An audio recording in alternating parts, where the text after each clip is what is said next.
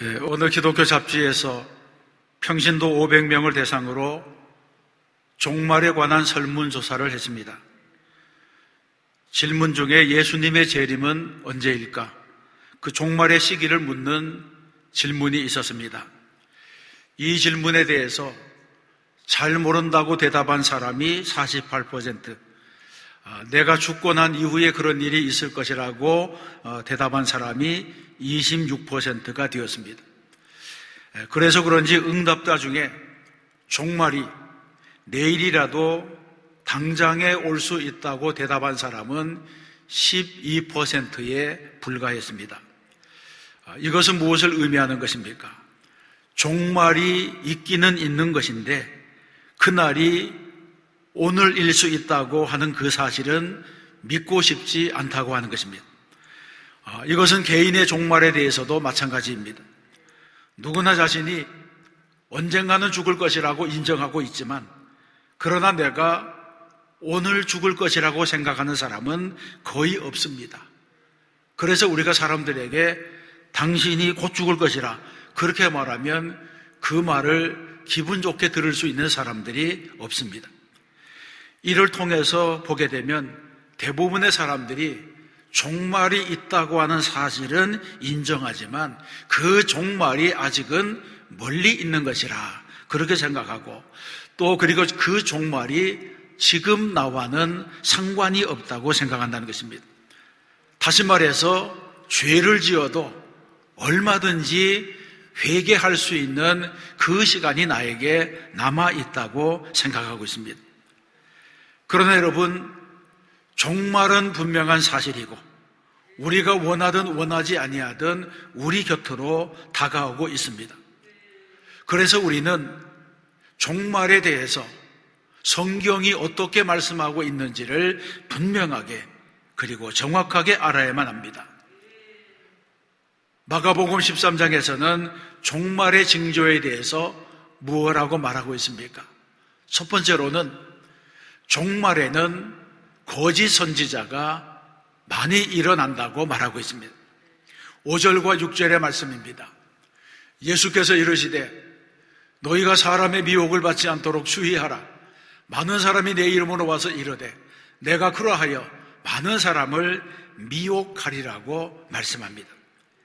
성경에서는 종말이 되면 무엇보다도 가짜 예수가 많이 나타날 것이라고 말하고 있습니다. 실제로 한국에는 가짜 예수가 많습니다. 통일교회 문선명은 자신을 참 아버지라고 했습니다. 천부교 박태선은 자신을 새 하나님이라고 했고 예천교회 정명석은 자신을 오실 메시아라고 했습니다. 영생천국 승리본부의 김동현은 자신을 재림 예수라고 했고 팔영산 기도원의 전병도는 자신을 만군의 여호와 하나님이라고 했습니다. 그 밖에도 하나님의 교회 안상홍은 자신을 보혜사 성령이라고 했고 실제로 우리나라에는 이단 연구소의 보고에 하면 거의 70명이 넘는 자칭 예수가 있는 나라라 그렇게 말하고 있습니다. 제가 부목사로 사역할 때에 한 번은 자신이 하나님이라고 주장하는 사람이 직접 교회 사무실로 찾아왔습니다. 이 사람은 문을 두드리는 노크도 하지 않고 문을 벌컥 열고 들어와서 제 옆에 있는 그 소파에 아주 상석에 척 걸터 앉지 않습니다. 그래서 처음 보는 사람이기 때문에 어디서 오신 누구냐 그걸 제가 물어보니까 이분이 말하는 것이 정상은 아닌 것 같다 그런 생각을 하게 됐습니다. 그리고 무슨 말을 계속하게 말하는데 그 말을 더 들을 수가 없어서 이제 그만 돌아가 주시라고 그렇게 이제 말을 했더니 소리를 버럭 지르면서 여기가 다 내 집인데 내가 어디로 가라는 말이냐 그렇게 이제 호통을 쳤습니다. 여러분, 이런 사람들 중에는 정신병자도 있고 과대망상증 환자도 있고 어떤 경우에는 아주 교활한 인격을 가진 사기꾼들도 있는 것을 볼 수 있습니다. 그런가 하면 사무실로 계속해서 편지를 보내는 자칭 예수가 있습니다. 그래서 응암동 예수, 의정부 여자 예수, 송파구 거여동 남성 빌라에 사는 목자 예수, 물레동 예수, 이런 가짜 예수들이 주로 서울을 근거지로 살면서 여러 교회에 방문하기도 하고 편지하기도 하고 사람들을 불러서 미혹하는 일들을 계속하고 있습니다. 여러분, 이런 현상은 무엇을 의미하고 있습니까? 이것은 일종의 종말 현상이라고 말할 수가 있습니다. 예수의 탈을 쓴 거짓 예수들, 혹세에 몸이 나는 적그리스도의 출몰은 주님의 예언대로 종말의 징조 가운데 하나가 될 수 있습니다. 이런 때에 우리는 어떻게 해야 됩니까? 21절에 보게 되면 그때에 어떤 사람이 너희에게 말하되 보라 그리스도가 여기 있다, 보라 저기 있다 해도 믿지 말라고 했습니다. 왜 믿지 말라고 하시는 것입니까? 22절에서 그 이유를 말씀합니다. 거짓 그리스도들과 거짓 선지자들이 일어나서 이적과 기사를 행하여 할 수만 있으면 택하신 자들을 미혹하려 하리라고 말씀했습니다. 그렇습니다. 사탄도 영적인 존재입니다. 사탄도 이적과 기사를 행할 수가 있습니다. 사탄도 지금까지 우리가 들어보지 못한 공교한 사설로 사람들을 미혹할 수가 있습니다. 그러므로 성도들은 기록된 하나님의 말씀에서 벗어난 가르침, 주님이 피주고 값주고 세우신 주님의 몸된 교회를 공격하고 영적으로 미혹하는 가르침, 이런 것들을 우리가 경계해야 된다고 하는 것입니다. 그래서 요한 1서 4장 1절에 보게 되면 사랑하는 자들아, 영을 다 믿지 말고 오직 영들이 하나님께 속하였나 분별하라. 많은 거짓 선지자가 세상에 나왔음이라고 말씀하고 있습니다. 노랗다고 해서 그것이 다 금은 아닙니다. 그러므로 성도는 교회를 귀하게 여기고 목자의 가르침에 귀를 기울여야 됩니다. 순전하고 신령한 젖을 사모하는 성도들이 되어야 하는 것입니다. 두 번째, 종말에는 전쟁과 재난이 일어납니다. 성경에는 종말에 있을 현상에 대해서 말씀하면서 7절에서 난리와 난리의 소문을 들을 때에 두려워하지 말라고 했습니다. 8절에서는 민족이 민족을, 나라가 나라를 대적하여 일어나겠고 곳곳에 지진이 있으며 기근이 있으리니 이는 재난의 시작이라고 말씀하고 있습니다. 인류의 전생사를 연구한 분에 의하면 기원전 3600년부터 지금까지 세계 각지에서 크고 작은 전쟁이 14,500건 이상이 일어났다고 말하고 있습니다. 그리고 그 전쟁으로 죽은 사람은 미국 인구의 17배가 넘는 36억 4천만 명에 달하고 있다고 말합니다. 오늘 우리가 살고 있는 이 세계에도 1차, 2차 세계대전, 한국전쟁, 베트남전쟁, 그리고 국경분쟁, 종교분쟁, 종족분쟁, 이런 것을 통해서 끊임없는 전쟁이 일어나고 있습니다. 근래에 일어났던 이라크 전쟁, 아프가니스탄 전쟁에서 보는 것처럼 현대 전쟁의 살상력과 파괴력은 과거와 비교할 수 없을 만큼 잔인한 전쟁, 이런 무참하고 참혹한 전쟁이 되고 있다고 하는 것을 알 수 있습니다. 그리고 종말에는 자연계의 이변도 일어납니다. 8절 말씀해 보게 되면 곳곳에 지진이 있으며 기근이 있으리니 그렇게 말씀하고 있고, 24절과 25절에서는 그때에 그 환란 후 해가 어두워지며 달이 빛을 내지 아니하며 별들이 하늘에서 떨어지며 하늘에 있는 권능들이 흔들리리라고 말합니다. 이처럼 종말에는 과거에 보지 못했던 자연계의 이변이 속출하게 된다고 하는 것입니다. 실제로 그동안 지구상에는 수많은 지진이 발생했습니다. 지진의 기록을 보게 되면 1883년에 일어난 인도네시아 크라카타우 섬의 지진과 화산 폭발로 3만 6천여 명이 일시에 죽고 위로 솟구친 용암이 25km나 치솟았다고 합니다. 그리고 그 화산의 폭발음이 지구의 3분의 1 지역에까지 들렸다고 하고 호주에서까지 그 크라카타우 섬의 화산 폭발 소리가 들리고 진동이 있었다고 말합니다. 1956년 중국 산서성의 대지진으로는 83만 명이 죽었고 2004년 인도네시아의 쓰나미로는 35만 명이 죽었습니다. 2008년 중국 스촨성의 지진 때에는 무려 8만 7천 명의 인명피해가 일어났습니다. 여러분, 지금도 세계 도처에서는 지진이 일어나서 엄청난 인명피해를 일으키고 있습니다.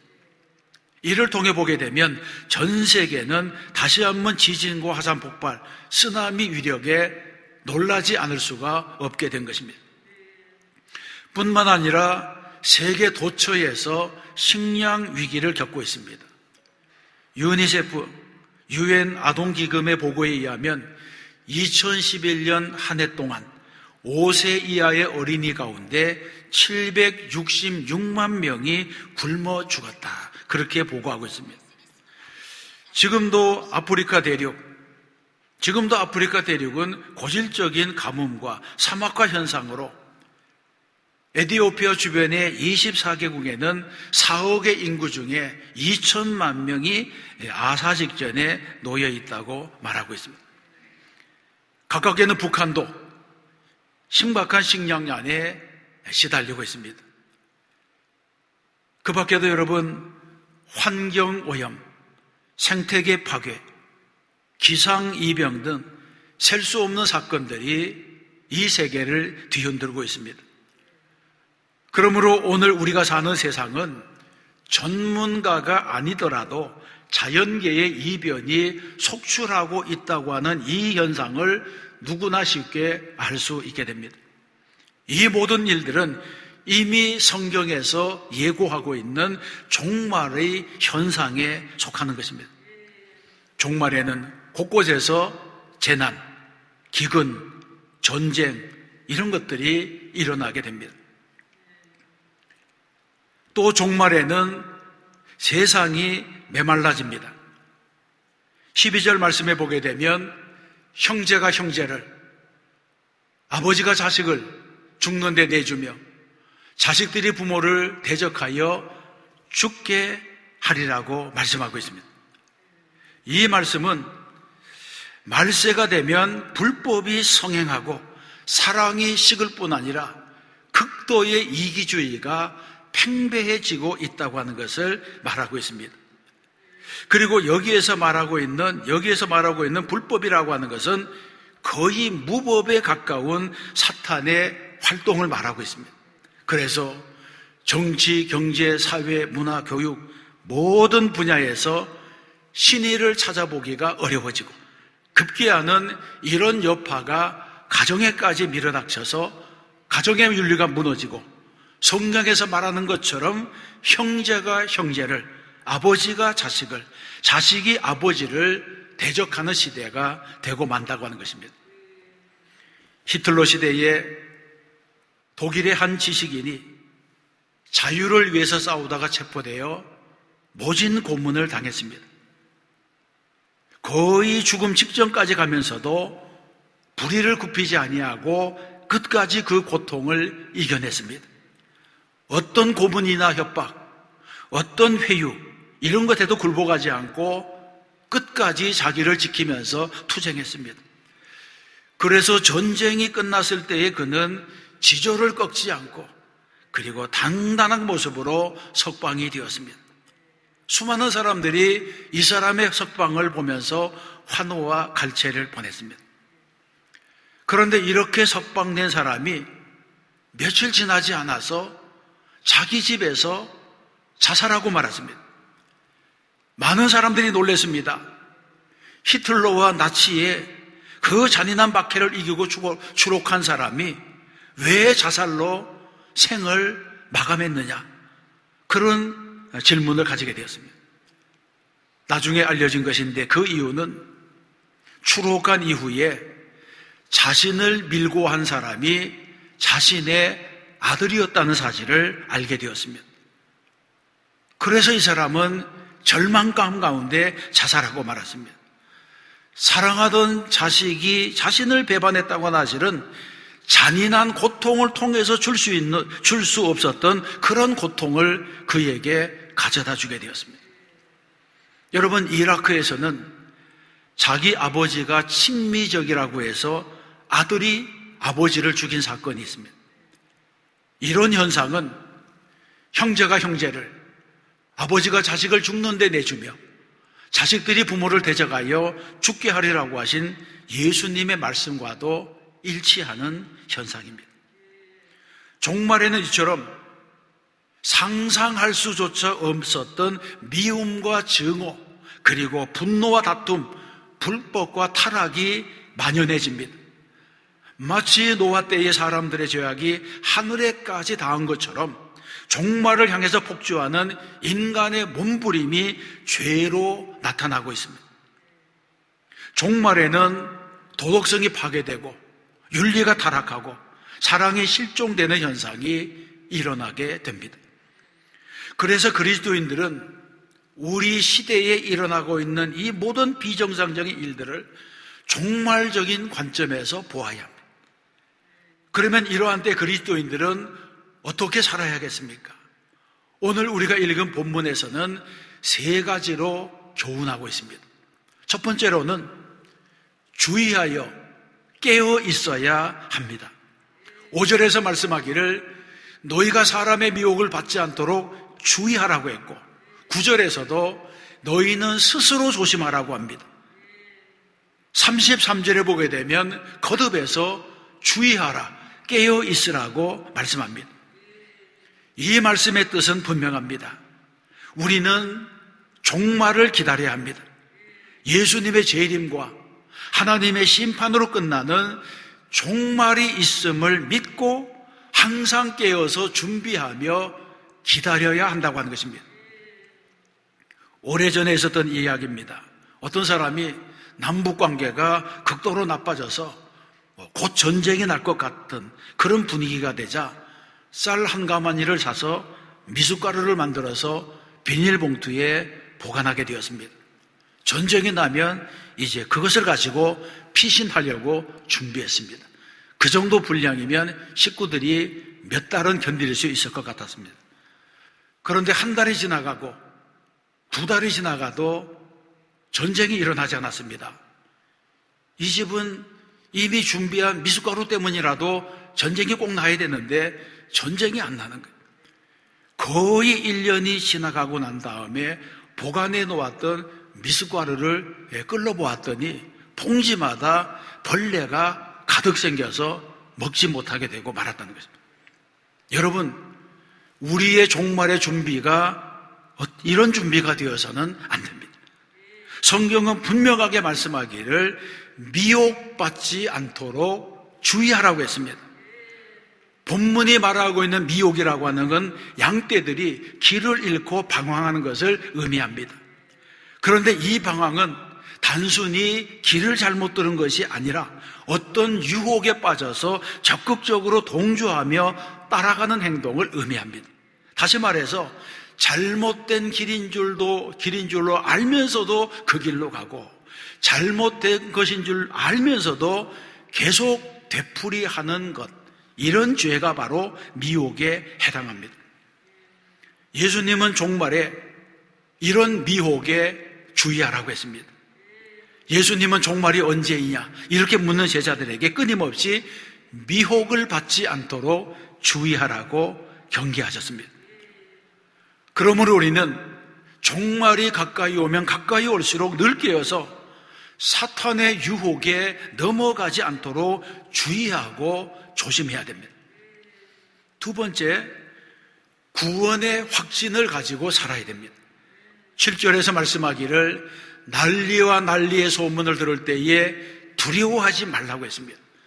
11절 말씀에서는 사람들이 너희를 끌어다가 넘겨줄 때에 무슨 말을 할까 미리 염려하지 말라고 말씀합니다.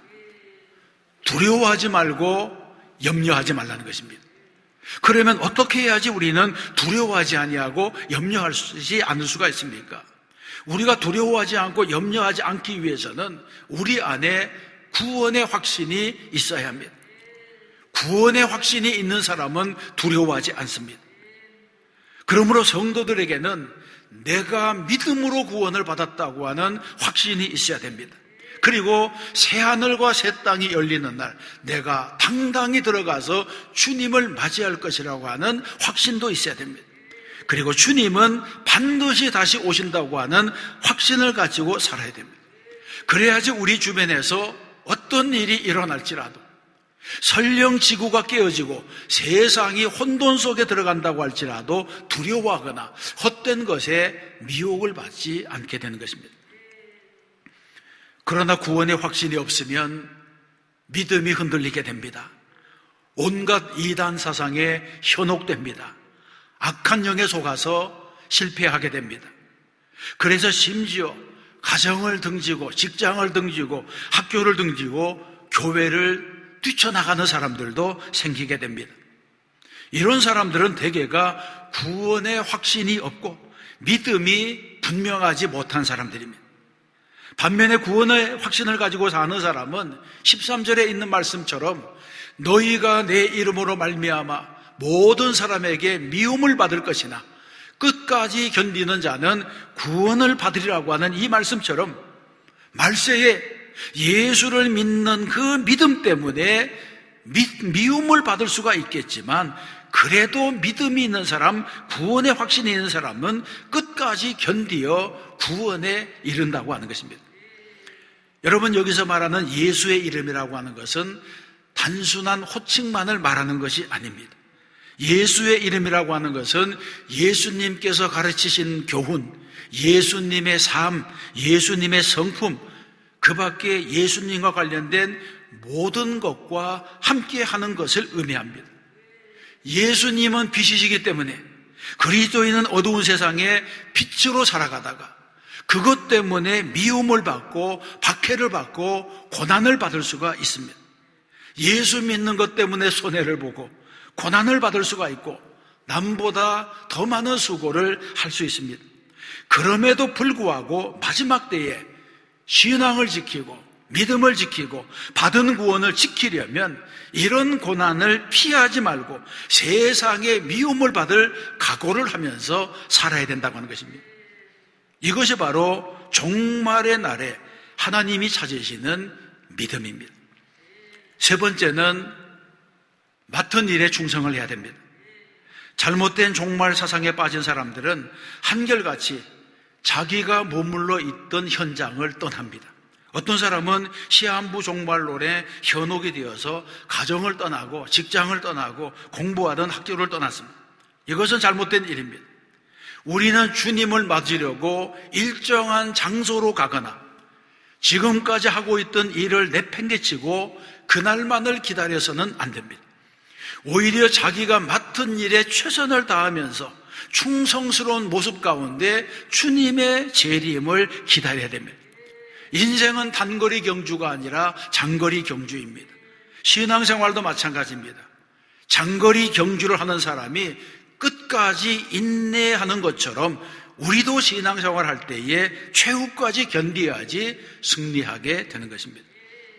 한 작가가 저명 인사에 전기를 집필해 달라고 하는 부탁을 받았습니다. 그 사람은 생존인물로 화려한 명성을 떨치고 있는 분이고 인생의 황금기를 살아가고 있는 그런 사람이었습니다. 그런데 작가는 그 집필 제의를 거절했습니다. 거절하고 말하기를 나는 많은 사람들이 인생의 마지막 순간에 실패하는 것을 보았습니다. 그래서 인생의 마지막 종착점에 도착하기 전에는 자서전 같은 것은 써서는 안 된다고 생각합니다. 그렇게 말했다는 것입니다.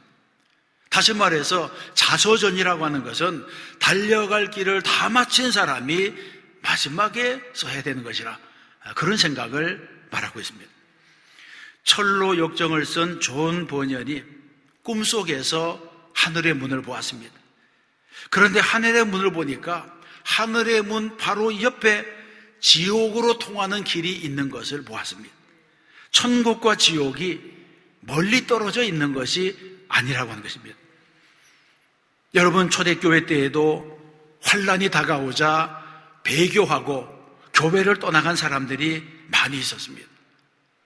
여러분, 예수는 끝까지 잘 믿어야 됩니다. 우리는 환란 날에 더 잘 믿는 성도가 되어야 하는 줄로 믿습니다. 사랑하는 성도 여러분, 오늘 우리는 종말과 그 징조들을 살펴보았습니다. 성도가 믿음의 눈으로 세상을 바라본다면 지금 우리가 살아가고 있는 이 시대는 누가 보아도 종말에 더 가까워진 시대라고 하는 것을 알게 됩니다. 전 세계는 지난해 시작된 코로나 팬데믹으로 과거와는 전혀 다른 세상을 살게 되었습니다. 국가 간의 이동이 통제되고 그동안 자유롭게 왕래하던 발길이 묶이면서 인적 교류, 자유무역, 해외여행 모든 것이 정지되었습니다. 그 여파로 경제가 침체되고 고용이 불안정해지고 소비가 위축되고 소상공인들 그리고 자영업자들은 거의 벼랑 끝까지 내밀리는 위기를 당하게 되었습니다. 그런데 문제는 이런 불황, 이런 경제 침체가 한두 달 안에 끝날 거라고 생각할 수가 없다는 데 있습니다. 우리나라가 자랑하던 K방역은 2차, 3차 대유행이 일어나자 거의 무력해지고 말았습니다.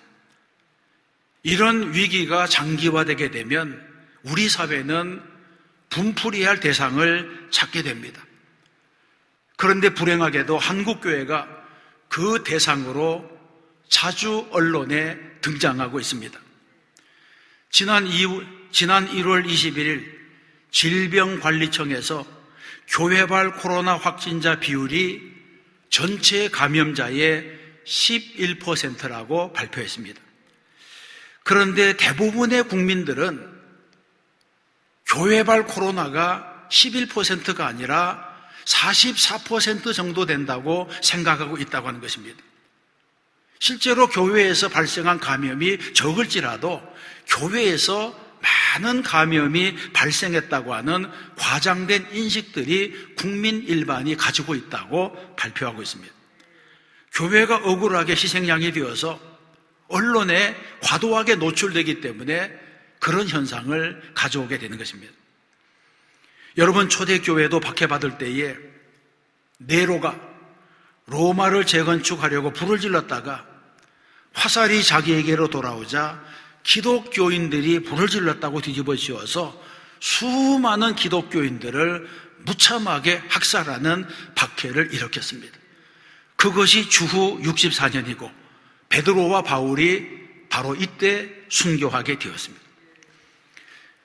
여러분, 기독교는 2000년 동안 수많은 박해와 모함과 위협을 받으면서도 오늘에 이르게 되었습니다. 이제 우리에게 닥쳐오는 이런 위기를 한국교회는 어떻게 헤쳐나가야 되겠습니까?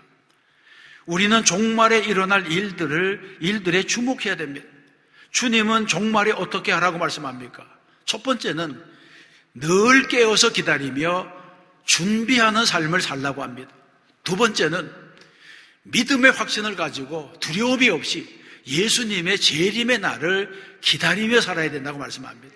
세 번째는 맡겨진 일에 충성을 다하며 땀 흘리고 수고하다가 주님을 만나야 한다고 말씀하고 있습니다. 저와 여러분은 모두가 삶의 현장에서, 가정과 직장에서, 또 어디서 무엇을 하더라도 최선을 다하는 성도가 되어야 할 줄로 믿습니다. 그래서 언제 개인의 종말이 다가오고 언제 역사의 종말이 다가올지라도 두려움 없이 맞이할 수 있는 믿음의 장부가 되어야 합니다. 또 한 주가 말씀대로 살고 믿음대로 살아 승리하는 저와 여러분 되시기를 주의 이름으로 축복합니다.